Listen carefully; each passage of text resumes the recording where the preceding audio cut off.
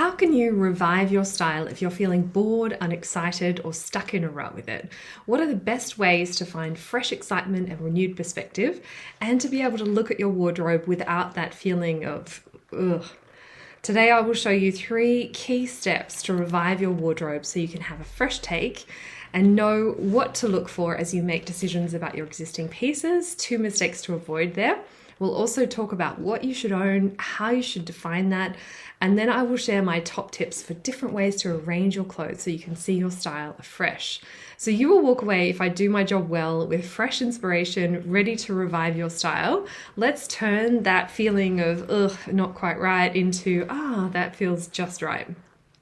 This video is very close to my heart because I took each of these steps to revive my own style. I was once bored, unexcited, stuck, frustrated with my wardrobe options, but I needed to make it work and I wanted to step up in my career and look the part. I wanted to land a style that would tell my story and that I could feel really powerful wearing. And by that time, I was sick of spending thousands of dollars on hit and miss options. There are advantages to being experimental, but that was not one of them. And it was really time to up my styling game. I drew on my natural skill as an artist and my creative design eye to become not only 100% happy with my own style, but to show hundreds of women how to get there too. Creating the style that will show you off in the best way possible. So the first step in doing your wardrobe makeover is to discover your irks. Now stick with me. You say, what is that? Well, I mean the pieces that aren't serving you well, and irk just seems to describe that feeling better than any word I can find. So if you're doing a wardrobe makeover, then you are probably in the situation where you have a number of clothes that need a refresh, something isn't right, they're giving you that not quite right feeling, let's call that your irks. So you need greater clarity about what truly should stay and what needs to go to the giveaway pile or the charity shop. And that's what I mean by discovering these pieces. True story, I recently heard about a woman who was left with barely any pieces that would flatter her because she had edited most of her wardrobe out. And unfortunately, she'd made her edits on the basis of the wrong set of colors by using a faulty app-based color analysis. And it's just a point to say, don't be too quick to throw out your pieces. That is mistake number 1. Instead, just put your clothes into piles so you can see your decisions and give yourself time to think before you do anything rash. So instead, we are going to do a soft edit, like a soft launch. Another mistake to avoid is allowing those pieces that actually give you this subtle low-lying stress, that irk feeling, to sit in your wardrobe day after day. They're no good, they don't serve you, they don't feel great to wear, so they shouldn't be part of your usual rotation of clothes to select from. Not if you want to have style that shows you in your best light and speaks for you. So that is mistake number 2. Instead, you're going to aim to identify at least 5 to 10% of your wardrobe that no longer serves you well. So here is the how-to. I've tried all kinds of ways to edit wardrobes, my own and others, and I've discovered that how you feel about a piece is often the strongest impulse that determines whether or not you will wear it. So I can sometimes change that for you for sure, but right now, going with your first response, how you feel, will be a really quick and clear guide. So you're going to sort your clothes into 2 piles, the no pile and the maybe/yes pile. And you might feel fantastic when you wear that piece, in which case, brilliant, don't question it, just put that piece straight into the yes pile. If this soft edit is like finding the off food in the fridge, so that you don't have to look at it anymore and all that remains is your beautiful fresh options, then your yes clothes are like that gorgeous apple, cheese or chocolate that is just ripe and ready to eat. There is no doubt that these pieces have potential and you would feel great about wearing them. So you're really happy to keep them. On the other hand, perhaps you don't feel great when you wear that piece. Perhaps it feels dated, you've moved on, or it's a piece that's never been worn, or it's in your wardrobe and you just don't know why. And there could be lots of other reasons as well. And now you need to ask yourself, is this piece a no or a maybe? So no pieces in the food analogy are like that tomato with a coat of green fur, or the smoked fish that is past its use-by date. No pieces are those pieces that you're very sure are not serving you. Maybe that's a dress that you wore 15 years ago and it now feels far too short. Or it's a pair of jeans with rips you no longer like. or an orange sweater that you now realize is the wrong color for you completely. And then there are the maybe pieces, those that you feel ambivalent or uncertain about. You don't have a strong reaction either way. They're like the tempeh that is sitting in my fridge right now and has been there for 4 weeks and I don't quite know what to do with it.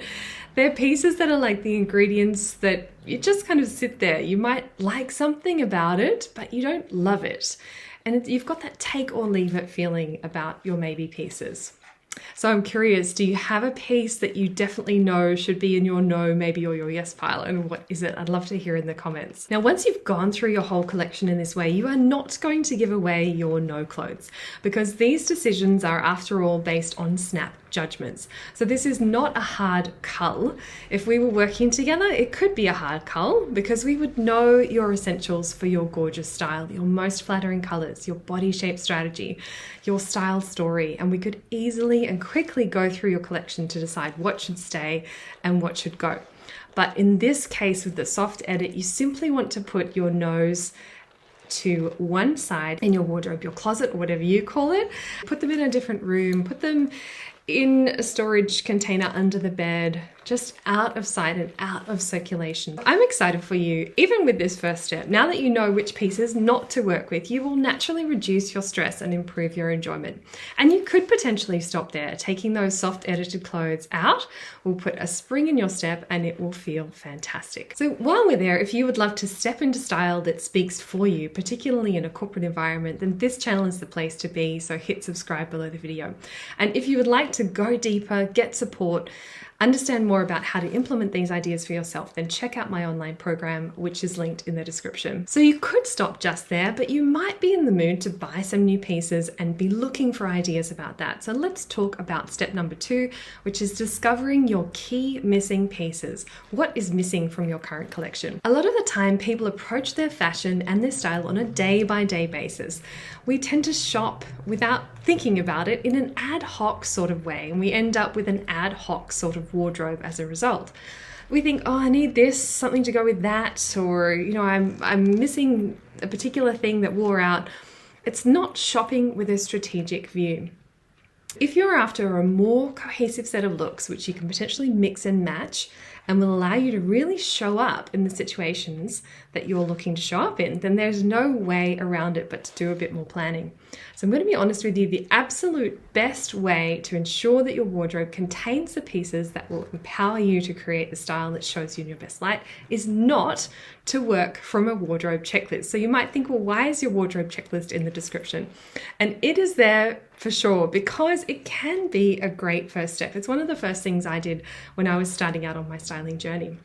It does help you see a broader range of options, and it might spark something for you where you think, oh, I've never thought of that. I haven't got that piece, and actually I would love to own one of them. Do you have a great fitting pair of pants? Do you own a leather handbag? Do you have a classic coat? But actually, a checklist of garment types doesn't really bring to life the style that tells your story. So you could end up just accidentally trying to look like someone else, a picture from a magazine, someone you saw walking down the street, or worse, an earlier version of yourself that you've actually moved on from. So the best way to revive your style is to work from a very clear idea of the style that you want to bring to life. And that style should speak for you and show that beautiful je ne sais quoi that makes you you, because this is so important to owning the room.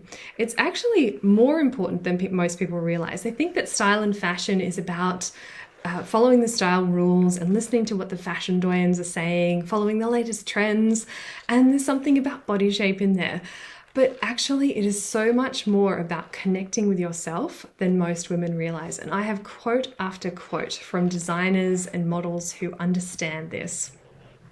I have prepped a separate video about how to define your style story so you can decide how deep you want to go with it, because your style is a powerful tool to help you live out your unique purpose. So why would you mess with it? It's best to give it some thought and get that style story clear. So I will link the video here. Once you know your style story, you are so much clearer about what you need to shop for. And if you're thinking about how to shop and how to make shopping successful, I have a video on that sharing 5 secrets, some of which might surprise you, and I will link that one here as well. And lastly, did you realize that you can use your wardrobe to bring your style to life by arranging your clothes differently? The standard wardrobe I see is one where shirts, jackets, coats are on hangers, underwear and casual clothes are in drawers, and shoes are somewhere on the floor or on purpose-built shelves. So clothes are organized usually according to their type, and that may have worked for you up to this point. But if you want to revive your wardrobe, you will be surprised at what a difference it can make to set things up differently.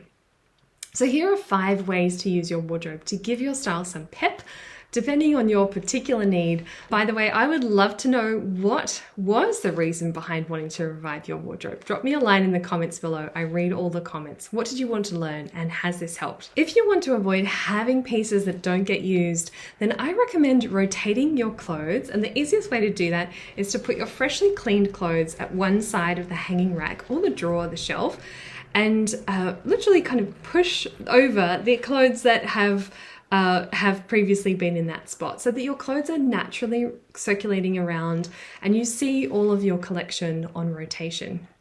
It makes it so much easier to use your whole collection. If you want to avoid feeling stale about what you see in your closet, then I recommend changing up how they're organized by putting your clothes in color order or sorting them by textures or some other characteristic of the clothes, just to give you a different angle and see them differently. If you want to avoid that morning feeling of that stressful, I can't find anything to wear moment, then I recommend organizing your clothes by looks. So hang them up as an outfit combination ready to go.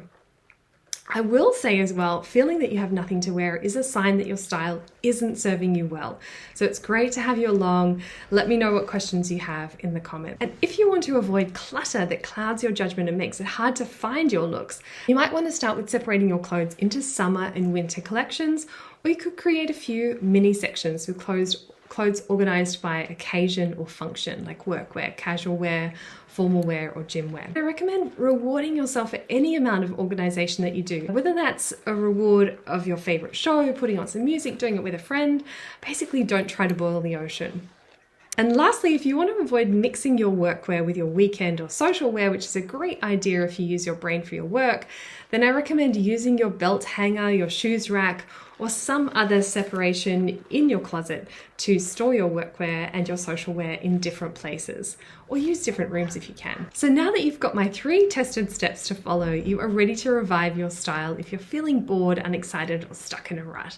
And it's been a pleasure to bring this to you. I would love to see you in my online program. The details are in the description, and I'd love to hear from you in the comments. I read all the comments.